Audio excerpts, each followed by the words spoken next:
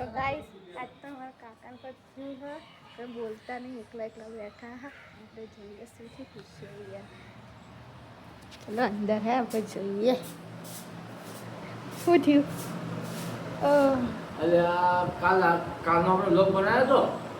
હવાથી 5 વાર યુટ્યુબમાં શું પ્રોબ્લેમ આવે છે હવાથી હોત અત્યારે 4 વાગી જાય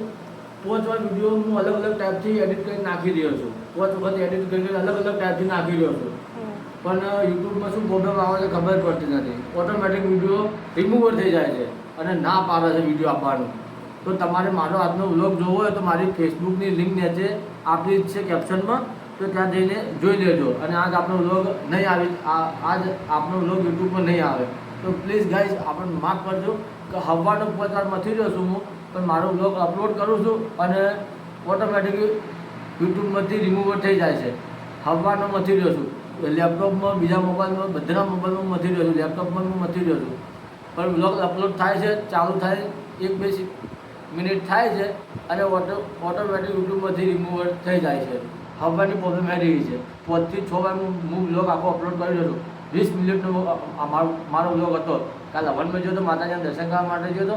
એ આખો વ્લોગ હતો પણ આ થતું જ નથી એમ હું 5 વાર હું મથી રહ્યો છું